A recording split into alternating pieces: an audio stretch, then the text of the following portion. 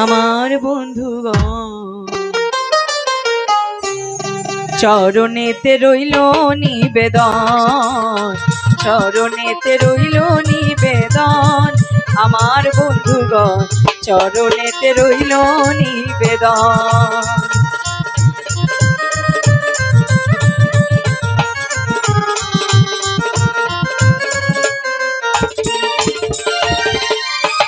বন্দি গুরু মাতা পিতা ভজন করা কঠিন কথা, যাদের কৃপায় মানব জনম। মাতা পিতার সুকৌশলে জন্মিয়াছি ভূমণ্ডলে, ধরা ধামে করতেছি গমন।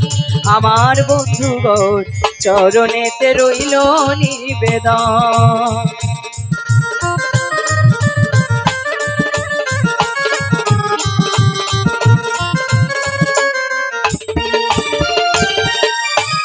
বন্দি আমি দীক্ষা গুরু, যাহা হতে ভজন শুরু। কল্পতরু হলেন গজেই জন,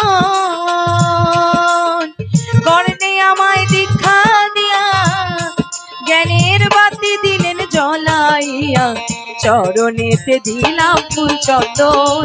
আমার বন্ধুগণ চরণেতে রইল নিবেদন।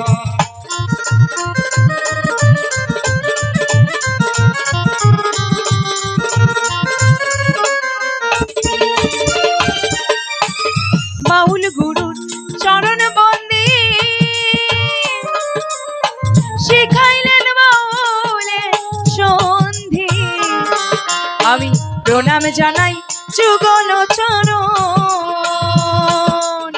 বিপক্ষেতে শিল্পী যিনি তিনি বড় জ্ঞানী গুণী। প্রণাম জানাই মনেরই মতন। আমার বন্ধুগণ চরণেতে রইল নিবেদন।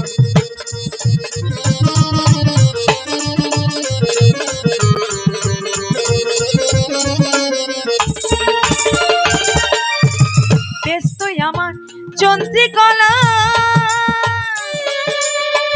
আমাকে করবেন না হেলা। আমি প্রণাম জানাই মনেরই মতো। ব্যস্তই আমার মাইক ম্যান দাদা, তিনি বড় সাদা সিধা, সাউন্ড দিলেন মনেরই মতন। আমার বন্ধুগণ চরণেতে রইল নিবেদন।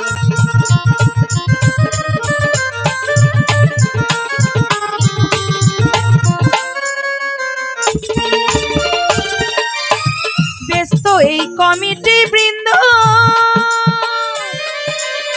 যাদের কৃপাই আনন্দ বানাইলেন মধুর বৃন্দাবন। সাধু গুরু জনে জনে প্রণাম জানাই শ্রী চরণে, ভুল ত্রুটিতে করিবেন মার্জন। আমার বন্ধুগণ চরণেতে রইল নিবেদন।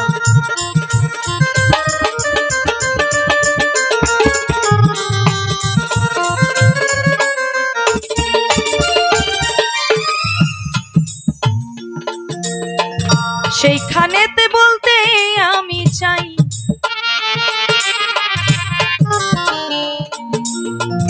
পালার ভাবাবন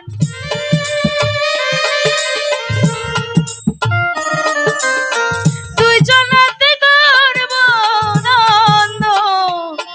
আমি বলতে চাই এখন রে, দিলে যারে চাই বন্ধুরে।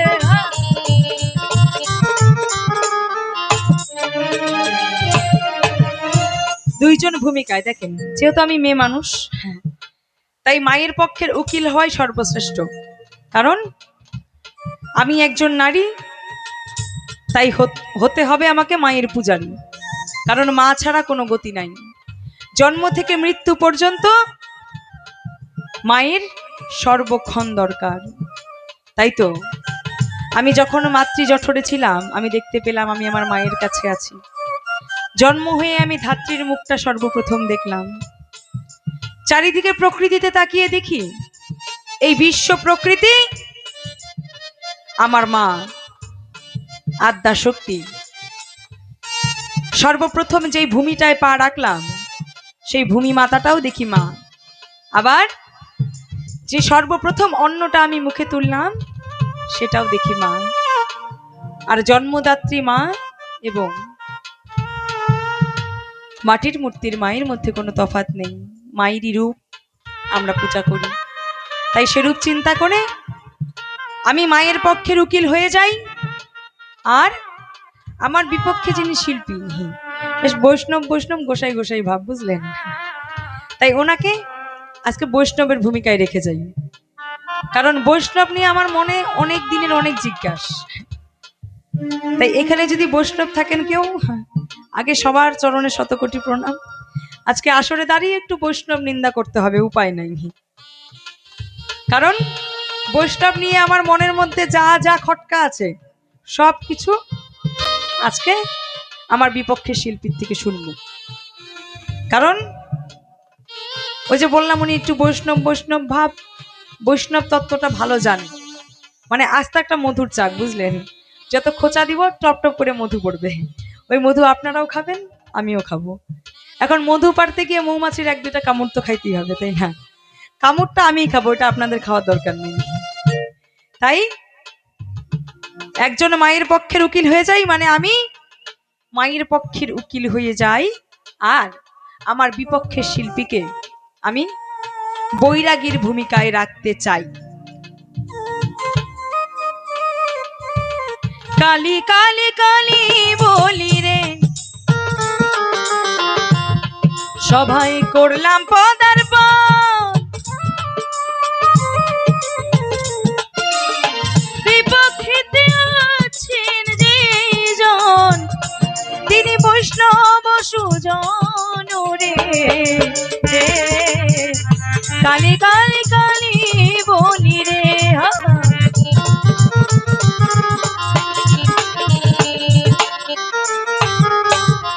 কালী কালী কালী বলি সভায় করলাম পদার্পণ, বিপক্ষেতে আছেন যেজন তিনি আমার বৈষ্ণব সুজন। মানে আমরা ছোটবেলার থেকে খুব ভালো বন্ধু, একসাথে বড় হলাম, একসাথে পড়াশোনা করলাম। এবার বড় হওয়ার পরে আমি চিন্তা করলাম না, মায়ের ভক্ত হওয়াই সর্বশ্রেষ্ঠ। কারণ মায়ের চরণে যদি নিজেকে সমর্পণ করতে না পারি, এই জীবনের কোনো সার্থকতা নেই। তাই আমি মায়ের পূজারী হয়ে গেলাম। আর আমার ছোটবেলার বন্ধু, কি বলবো আর, বন্ধুত্ব বেশ ভালোই ছিল। একজনের নাম প্রাণাদি গোস্বামী, আর একজন নলিনী ভট্ট। দুইজনে সুন্দর করে বড় হলো, তার পড়াশোনা জীবন শেষ করলো, বিবাহ করলো। এবার একজনের ঘরে ছেলে আর একজনের ঘরে মেয়ে। তাই দুই বন্ধু মিলে ঠিক করলাম দুইজনের সন্তানকে যদি বিবাহটা দিই, তাহলে বন্ধুত্বটা আরো মজবুত হবে। বিআই বিআই যদি একবার হয়ে যায়, তাহলে ওই বন্ধুত্ব আর নষ্ট হওয়ার উপায় নেই। তাই সেখানে দাঁড়িয়ে দুইজনের সন্তানকে বিবাহ দিলাম। এবার দুজন বিআই হলাম। এবার একদিন আমার বাড়িতে মায়ের পূজার আয়োজন করেছি, মানে কালী পূজার আয়োজন করেছি। তাই অনেক আশা করে আমি আমার বিআইয়ের বাড়ি গেলাম, গিয়ে তাকে করজোড়ে নিমন্ত্রণ দিয়ে আসলাম। বন্ধু, আমার বাড়িতে মায়ের পূজা, তুমি এখন আমার বিআই, তাই তোমাকে নিমন্ত্রণ দিয়ে যাই। অবশ্যই কিন্তু যাওয়া চাই। সেখানে যাবে, মায়ের পূজা দেখবে, আনন্দ হবে, মায়ের প্রসাদ গ্রহণ করবে। হ্যাঁ, এই কথা বলে নিমন্ত্রণ দিয়ে আসলাম। ভালো কথা, দিন যায়।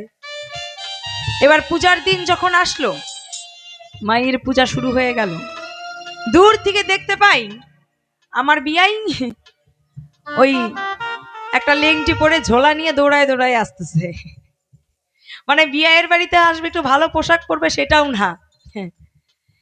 এবার যখন আসে, আসার পরে আমার বাড়িতে পুরোপুরি ঢোকে নাই, আমার বাড়ির গেটের সামনে বসে এই যে হরিবল হরিবল বলে কান্না শুরু করলো। আমি ভাবলাম বিয়ানি মনে হয় গত হয়েছে, এত বিয়াই এমন করে কান্দে কেন। তারপরে গেটের সামনে যাই, মাত্র বলতে যাব বিয়াইনির কিছু হয়েছে, এমন করে কান্দেন বিয়াই হরিবল হরিবল বলে। পিছন থেকে দেখতে পাই বিয়াইনিও দৌড়ায় দৌড়ায় আসতেছে। তার মানে বিয়াইনি তো মরে নাই। তাহলে বিয়াই কেন এমন করে কান্দে? আমি তোমাকে আমার বাড়িতে মায়ের পূজার জন্য নিমন্ত্রণ দিলাম, আর তুমি আমার বাড়ির ভিতরে না ঢুকে ওই বাড়ির দুয়ারে বসে হরিবল হরিবল বলে এমন কান্না শুরু করলে, মায়ের পূজার মধ্যে আর আসলে না। এবার হাত ধরে টানাটানি করি, চলেন বিয়াই একটু প্রসাদ নেবেন। বলে না না না না না, ওই প্রসাদ আমি নিই না, ওখানে মায়ের পূজা হয়েছে। বাপ রে বাপ, দেখবেন সব গোসাইরে কেউ যদি গোসাই থাকেন আগে মাফ করবেন। কোনো গোসাইদের যদি বলা যায় বৈরাগীদের একটু মায়ের পূজা হয়েছে প্রসাদ নেবেন, বলে না, যেখানে মায়ের পূজা হয় ওখানে আমরা নিই না। নিবে কিভাবে? ওখানে তোর পোটলা গুটানো হবে না, তাই না? বৈষ্ণব সবাই গেলে সুন্দর করে আগে ভাগে পোটলাটা গুটানো যায়। শুধু তাই না, যা যা ভালো মন্দ আছে বাইরে নিয়ে একদম পঞ্চ ব্যঞ্জন মা গোসাইকে নিয়ে ঘরে ঢুকে দরজাটা খিল দিয়ে দেয়। ভিতরে আগে ঠিকছে দুজনে মিলে খায়, তারপরে কিছু ঝোলার মধ্যে ভরে, যতটুকু আর দেখে পারে না অতটুকু দলা করে আইনা দেয় বাইরে। ওইটাই একদম সবাই চাইটা পুইটা এত সুন্দর করে খায়। মানে হাতের মধ্যে ঘা আছে না পেঁচড়া আছে কেউ দেখতে চায় না, এত স্বাদ ওইটা। আবার ওই সময় কাউকে ঢুকতে দেবে না, ঘরে ধরতেও দিবে না। মানে দেখবেন বৈষ্ণব সভা হলে কাইটা দিবেন, বাইটা দিবেন, ধুয়ে দিবেন, ওই বেলা দোষ নাই। যদি খন্তাটা নাড়তে চান বা প্রসাদটা একটু বাইরে দিতে চান, না না তোমরা ছুবা না, তোমরা ছুইলে আমরা নিব না। মানে ওই বেলায় যত দোষ। হ্যাঁ, তাহলে কাজের বেলা কেন দোষ নাই? কাজের বেলাও তোমরাই করো, কাটো বাটো সবকিছু করো, ওই বেলা ছুইলে দোষ নাই। আর ওই খুন্তিটা নাড়ার বেলা আর পোটলাটা গুটানোর বেলা তখন দোষ হয়ে যায়। হ্যাঁ, এই জন্য মায়ের পূজার প্রসাদ মনে হয় ভাল লাগবে না ওনার, বুঝলেন? কারণ বৈষ্ণব সভার মতো পঞ্চব্যঞ্জন তো ঝোলার মধ্যে ভরতে পারবে না। আজীবনই ভিক্ষা করা স্বভাব আর কি। মানে সত্যি কথা বলতে আইলসা খাতায় নাম লেখাইতে যায় যারা, ওই বৈরাগী হয় তারা। বিনা পুঞ্জিতে ভালো ব্যবসা। সত্যি, যদি আপনারা কেউ করতে চান, দুইটা কত্তাল নিয়ে একদম একটা ঝোলা নিয়ে বাইরে হয়ে যাবেন, আর সংসারে কোনো চিন্তা নাই। মোটামুটি মোটামুটি একটা পাড়া যদি একদিন কালেকশন করেন, এক সপ্তাহ বৈশা খাওয়া যায়। আরো একজন বাবাজি যদি 5টা করে মাতাজি থাকে, মানে নেটওয়ার্কিং ব্যবসার মতন, বুঝলেন?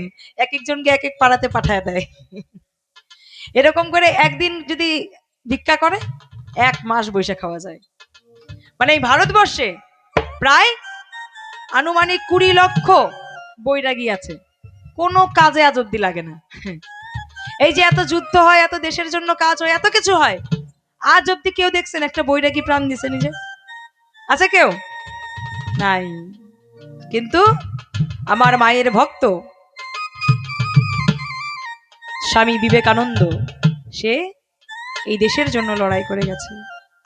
তাহলে এই সমাজে তারা কোনো কাজে লাগে না, খালি নিজের পোটলা গোটায় আর চুপচাপ বৈশা বৈশা খায়। তাছাড়া আমার মনে হয় এই বৈরাগীদের আর এই দুনিয়ায় কোনো কাজ নাই। হ্যাঁ, ওই আলসা দলের মেম্বার হইতে চায় যারা, ওই বৈরাগী খাতায় নাম লেখায় তারা। এখনো কিছু না, মাত্র টেইলার দিয়ে যেতেছি, আগে গোসাই আসুক। মানে প্রথমে যদি বেশি চাপান দিই, ওইদিকে গাড়িতে বসাতো, নদী পার হয়ে একদম রেল লাইনে উঠে ভাগবে। এই জন্য প্রথমবার বেশি কথা বলা যাবে না, ছোট্ট করে টোকটা ফালা যাই, তারপরে আসুক। মানে ছোট ছোট আসর হবে, অসুবিধা নেই। তারপরে আসুক, দেখি কি জবাবটা দেয়। তারপরের বার যখন আসবো, একদম উপর থেকে নিচ পর্যন্ত বৈরাগীকে কোথাও বাদ দিব না। একদম মাথার অ্যান্টেনার থেকে শুরু করে, অ্যান্টেনা বুঝছেন তো, একদম তরমুজের বটার মতো যেটা রাখে, ওখান থেকে শুরু করে একদম পা পর্যন্ত যত জায়গা আছে, কোনো জায়গা বাদ দিব না আজকে। সেইখানেতেই তোমার কাছে আমার প্রথম জিজ্ঞাসন, শোনো শোনো বৈরাগী ভাই, শোনো দি আমার,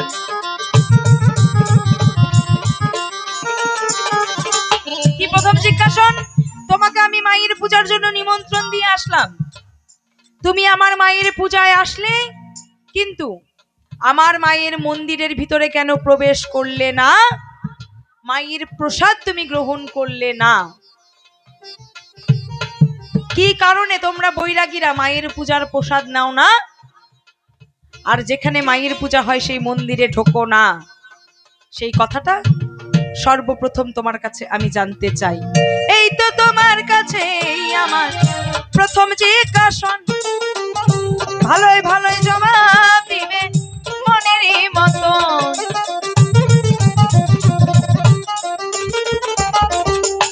আর একটা ছোট্ট জিজ্ঞেস করে যাই, তাই না? একটা করলে মন মানে না। মানে বৈরাগীরা কিন্তু সাক্ষাৎ মানুষ বানানোর কারিগর, বুঝলেন?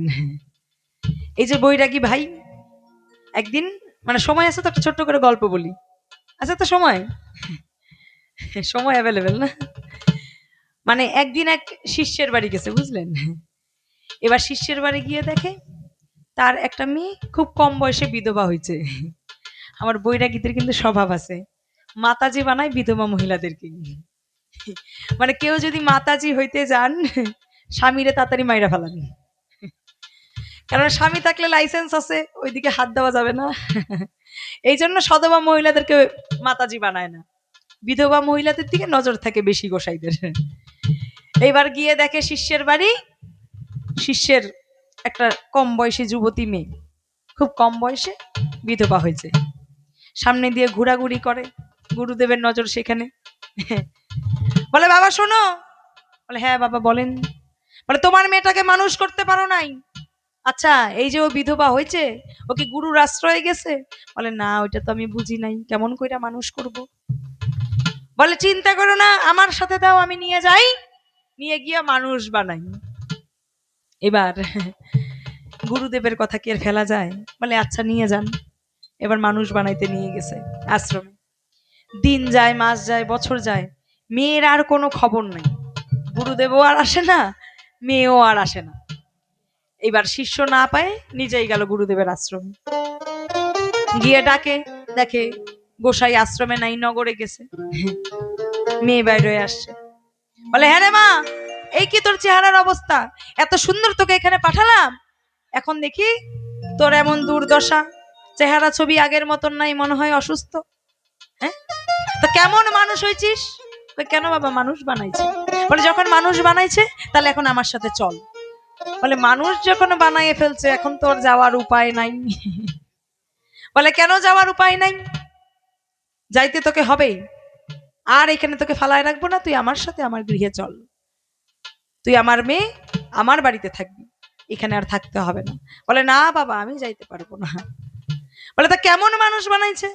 হ্যাঁ, বলে, কেন বাবা দেখো না, এমন মানুষ বানাইছে, একটা হাতে, একটা কোলে, একটা 5 মাসের পেটে। হরি বল, হরি বল। মানে গোসাইরা হচ্ছে সাক্ষাৎ মানুষ বানানোর কারিগর। তাই বলে ভাইবেন না সব গোসাই তো সমান না, তাই না? হাতের 5টা আঙ্গুল কি সমান? সমান না। মানে ওই পিতলা গোসাই যারা, তাদের কথা বলতেছি আর কি। তো পিতলা গোসাইদের কাছ নিয়ে আমার একটু আজকে জিজ্ঞাসা, ওই 3টা সন্তান কে ছিল? কেন তোমরা মানুষ বানানোর কারিগর? সেই কথাটা একটু এই সভায় এসে সুন্দর করে খুলে বলবে। এই তো তোমার কাছেই আমার দ্বিতীয় জিজ্ঞাসা, ভালোই ভালোই জবাব দিবে মনেরই মতো।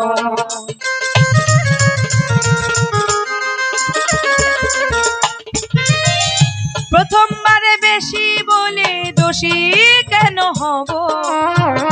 এই পর্যন্ত আমিও গো ছেড়ে দিয়ে যাব। আর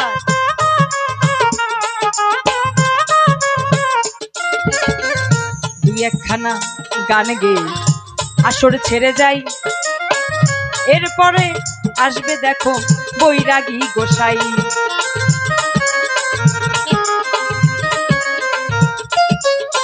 এই পর্যন্ত করে খান্ত রাধা কান্তেশ্বরী, চাঁদ বদনে সবাই মিলে বলো হরি হরি। কালী মা প্রেমানন্দে একবার হরি বল, হরি বল, হরি বল।